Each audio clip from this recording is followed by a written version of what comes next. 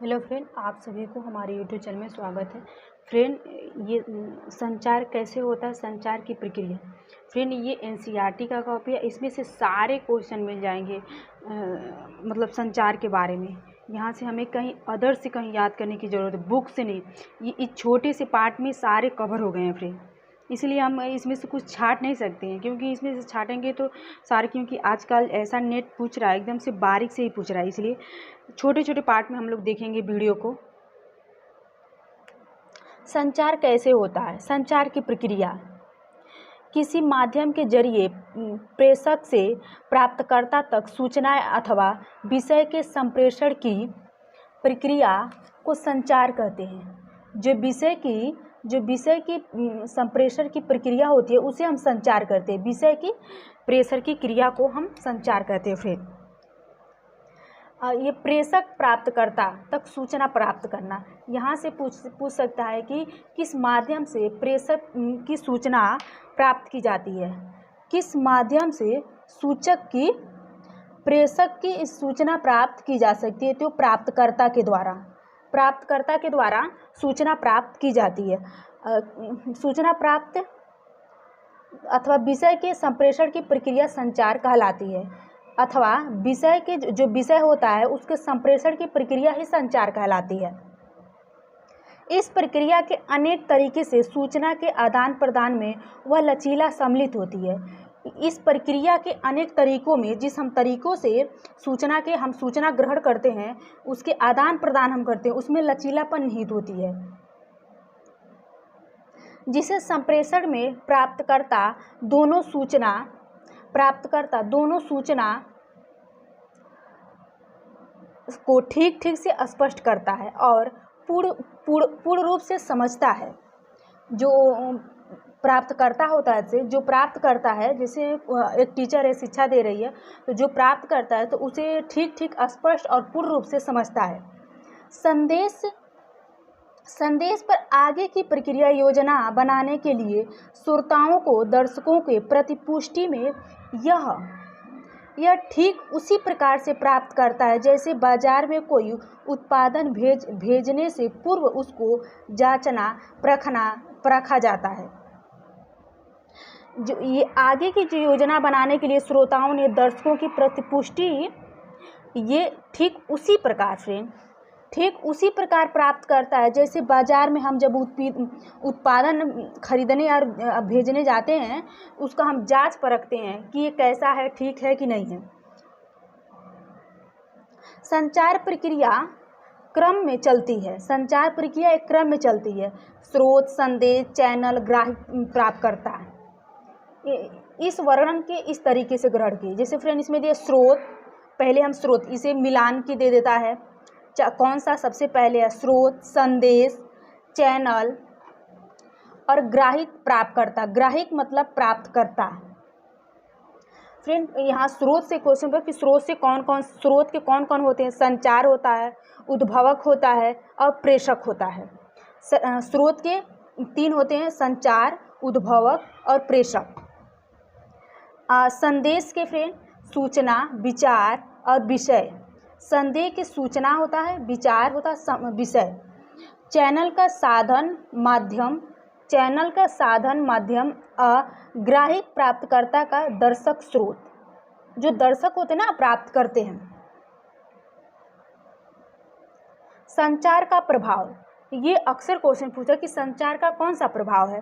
प्रतिपुष्टि या दर्शकों को अनुक्रिया का प्रचुरण, उसे संचार का प्रभाव को प्रतिपुष्टि या दर्शकों की अनुक्रिया, जो दर्शक अनुक्रिया करते, प्रतिरूपित, उसे हम प्रभाव कहते हैं।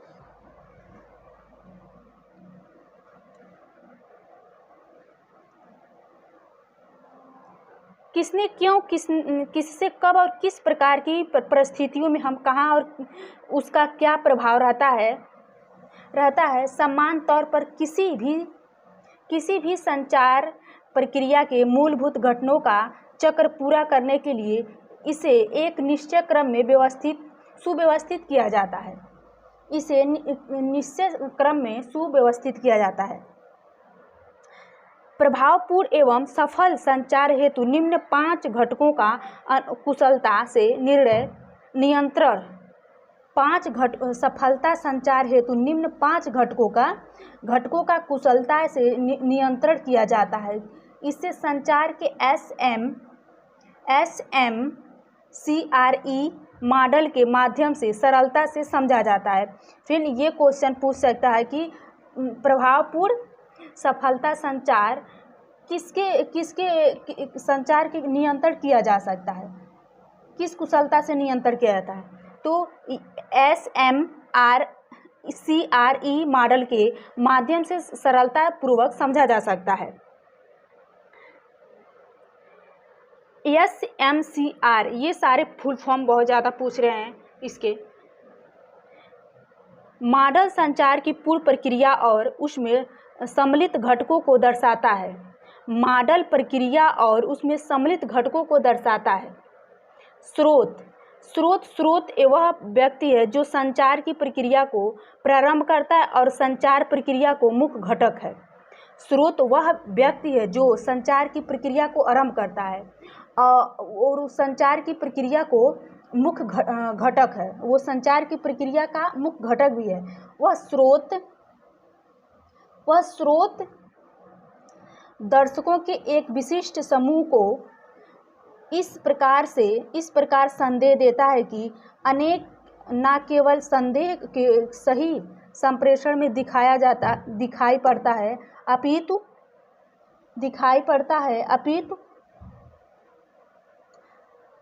इसे अपेक्षित अनुक्रिया भी प्राप्त होती है। इसकी अपेक्षित अनुक्रिया भी प्राप्त होती है। वह आपके माता पिता, सहपाठी, मित्र, शिक्षक, प्रशासक, नेता, प्रसार कार्यकर्ता, दूरदर्श क्षेत्र से देशजक जानकारी रखने वाला कोई जनजाति व्यक्ति, किसान या लेखन हो सकते हैं। स्रोत के अंतर्गत ये सारे क्वेश्चन पूछ सकता है। इसके कौन कौन से हैं? संदेह, यह एक प्रकार की सूचना है जिसके संचार प्राप्त करने की इच्छा करता है। ये एक प्रकार का सूचना है संदेह जिसे प्राप्त करने का इच्छा करता है, पर कार्रवाई करता है, इस पर कार्रवाई भी करता है। ये स्वीकार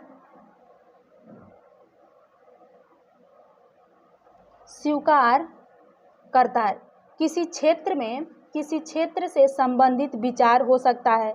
किसी व्यक्ति, समूह अथवा अधिक बड़े जन समुदाय की रोजमार्ग की जिंदगी से जुड़ा हो सकता है।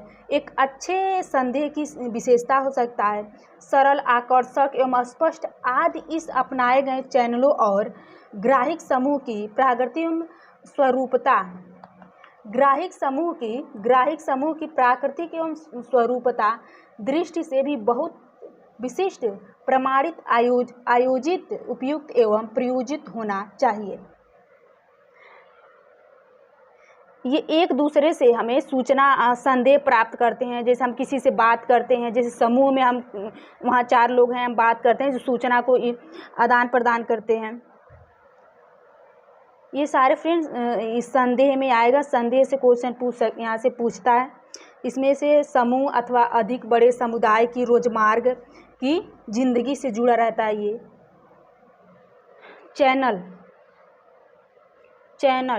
चैनल से तात्पर्य संचार का वह माध्यम जिसके द्वारा कोई जानकारी प्रेषक की ग्राहकों तथा ग्राहियों तक पहुंच जाता है।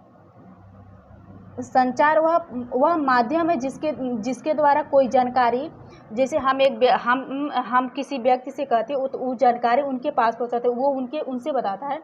तो इसका ये चैनल ये ग्राहक होता है।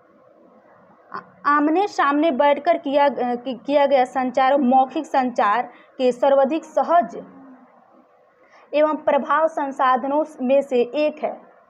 यह संसार के अनेक विकासशील और अल्प विकसित देशों में सर्वाधिक प्रचलित संचार माध्यम है, लेकिन समय व्यतीत होने के साथ साथ यह समाज में बहुत परिवर्तनों की दृष्टि से अब तक यह रुख उन्नत जनसंचार माध्यमों और बहुमाध्यम औद्योगिकों की ओर मुख होता है। चैनल के दो भागों में विभक्त किया गया है। चैनल को दो भागों में विभाजित किया गया है, दो भागों में। पहला अंतर व्यक्तिगत संचार, यहाँ से क्वेश्चन पूछता है। ये अलग अलग व्यक्तियों, समूह व्यक्तियों संचार चैनल के अंतर्गत आते हैं। जनसंचार माध्यम और द्वारा संचार के चैनल है। इस चैनल के अंतर्गत उपग्रह, बेहतर और ध्वनिया तरंगों आदि आते हैं। जनसंचार माध्यम और संचार के चैनल, इस चैनल के अंतर्गत उपग्रह, बेतार और ध्वनि तरंगे आदि आते हैं जनसंचार के अंतर्गत। इसके दो संचार माध्यम होते हैं, जैसे रेडियो, पत्र पत्रिका या टीवी। एक समाचार कथ या अभियान या सामाजिक संदेश, इसमें अभियान या सामाजिक संदेश पर ध्यान दिया गया है। किसी ऐसे पारंपरिक तरीके से पता लगाया जिसका उपयोग देश के जनजातियों और या ग्रामीण लोगों अनेक क्षेत्रों में महत्वपूर्ण घोषणा करने के लिए करते हैं। फ्रेंड, इसके द्वारा हम अगर किसी भी जनजात में कोई चीज़ें हो रही हैं तो हम उस पता लगा लेते हैं। जैसे कि आज का जो संचार है बहुत तेज़ी से फैला, हर चीज़ हमें पता चल जाती है। ग्राही मतलब प्राप्तकर्ता।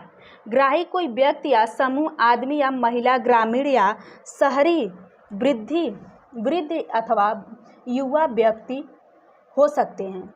ग्राही समूह जितना अधिक समरूप होगा, संचार के अवसर उतने ही सफल होंगे। जितने लोग आएंगे समूह में, जितने लोग बैठेंगे, जितनी अपनी अपनी बातें व्यक्त करेंगे, उतने संचार की, अगर कोई ऐसी टॉपिक है उसके बारे में हम सब लोग डिस्कस कर रहे हैं तो उसके बारे में सबको पता चलता है। किसी को कुछ पता रहता है तो वो ज़्यादा ही ज़्यादा सबको उसके बारे में ज़्यादा जानकारी उत्पन्न हो जाती है। जानकारी के ग्राही के रूप में भी लिखें। आप अपने विद्यालयों में किस प्रकार की कोट की जानकारी प्राप्त करते हैं? हम अपने विद्यालय में किस कोट की जानकारी प्राप्त करते हैं?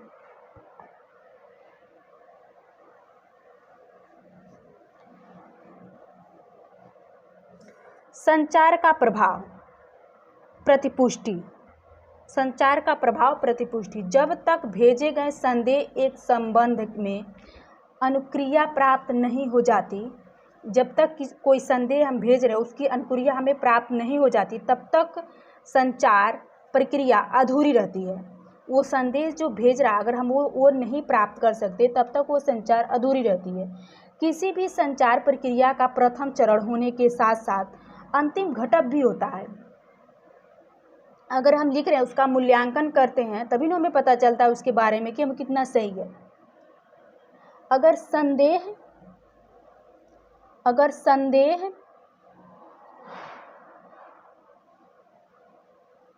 की प्रक्रिया वही हो जिसकी संभावना थी, अगर संदेह उसकी प्रक्रिया अगर वही है, जो चीज़ हम बताए हैं अगर उसकी प्रक्रिया वही है तो उसकी संभावना होती है। ये चक्र पूरा हो जाता है, वो चक्र भी पूरा हो जाता है। फिर भी यदि लक्षित दर्शकों को, श्रोताओं को प्रतिक्रिया का अपेक्षा के अनुरूप परिणाम नहीं प्राप्त होते तो संदेह पर संशोधन एवं पुनर्विचार जरूरी होता है। अगर वो संदेश जो भेज रहा, अगर हम उसे नहीं पता, अगर नहीं प्राप्त होता है तो उसके बारे में हमें संदेह पर संशोधन एवं पुनर्विचार करना हमें ज़रूरी होता है कि वो चीज़ें हमें कैसे नहीं प्राप्त हुई। संपूर्ण संचार प्रक्रिया दोहराई जाती है, फिर से वो संचार प्रक्रिया दोहराई जाती है, उसके बारे में बातें होती कि कैसे क्या हुआ क्या नहीं हुआ। इस संबंध में कुछ उदाहरण इस प्रकार हैं। जब कोई अध्यापक पाठ पढ़ाता है और अध्यापक यह जानने के लिए प्रश्न पूछता है कि विद्यार्थी पढ़े गए पाठ को समुच्चय रूप से समझे गए हैं। जब पूछा जाता है इसके बारे में कि क्या वो छात्र इसके बारे में जानकारी उसे प्राप्त हुई है कि नहीं अथवा नहीं, या फिर विषय में पुनः समझाने की आवश्यकता है। अथवा अगर उसे कोई चीज़ होता, अगर नहीं इसके बारे में अगर हमें नहीं पता, तो फिर से हम कहते हैं सर मैम ये हमें अभी नहीं समझ में आया, तो फिर से इसे समझा दें। तो उसे ही बोला था कि उसके बारे में पुनः समझाने की आवश्यकता होती है। तो इसे हम प्रतिपुष्टि कहा जाता है। इसको हम प्रतिपुष्टि कहते हैं।